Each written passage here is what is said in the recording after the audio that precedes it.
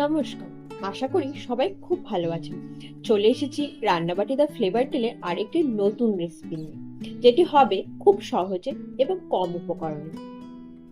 কাল তো শনিবার, তাই অনেক বাঙালিরই কাল নিরামিষের দিন। তো চলুন দেখা যাক এমনই একটি নিরামিষ রেসিপি, যেটি হলো আলুর দম। ঘরোয়া কিছু উপকরণ দিয়ে তৈরি হয়ে যাবে এই আলুর দমের রেসিপিটি। তবে চলুন শুরু করা যাক। তার জন্য প্রথমেই নিয়ে নিলাম 3টে আলু, অল্প আদা, একটা টমেটো এবং কয়েকটি মটরশুঁটি।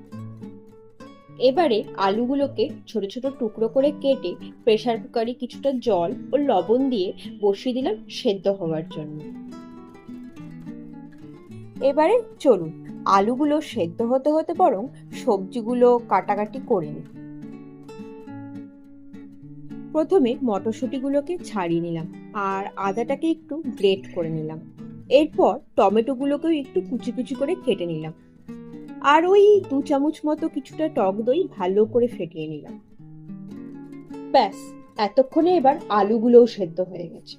এবারে আমি প্রেসার কুকারের ঢাকনাটি খুলে আলুগুলোকে প্রেসার কুকার থেকে বের করে আলুগুলোর খোসাগুলো ছাড়িয়ে নিলাম।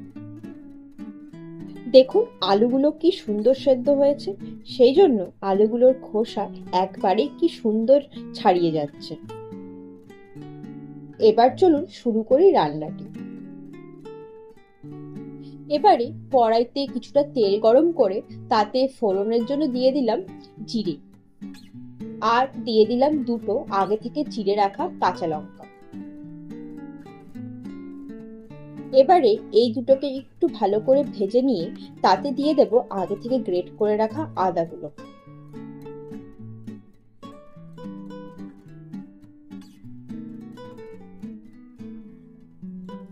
এবারে এটিকে আরো খানিকক্ষণ ভেজে নিয়ে তাতে অ্যাড করে দেব আগে থেকে সিদ্ধ করে রাখা আলুগুলো।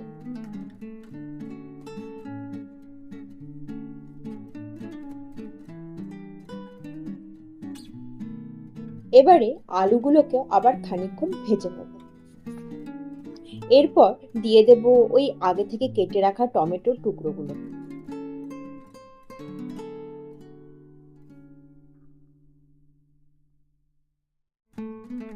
এবারে এতে দিয়ে দিলাম পরিমাণ মতো লবণ, হলুদ ও জিরে গুঁড়ো। এবারে এতে খুব অল্প পরিমাণে একটু গরম জল দিয়ে দিলাম।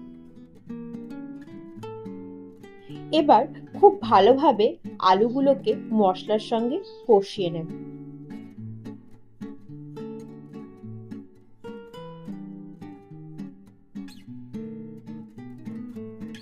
একটু ভালোভাবে কষানো হয়ে গেলে তাতে আমি অ্যাড করে দিলাম ওই মটরশুঁটিগুলো। এবারে অ্যাড করে দিলাম আগে থেকে ফেটিয়ে রাখা টক দই।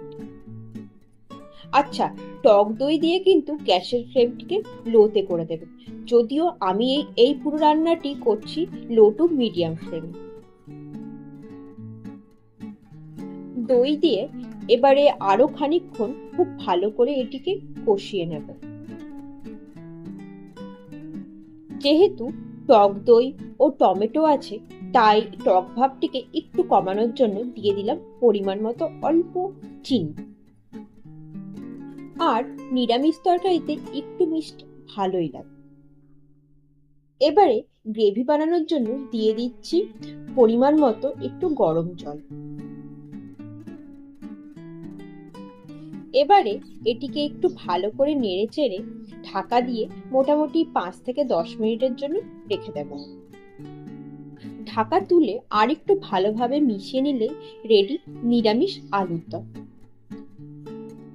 এবারে এটিকে সার্ভ করতেই পারেন ভাত, ফ্রাইড রাইস, লুচি, রুটি বা পরোটার সঙ্গে।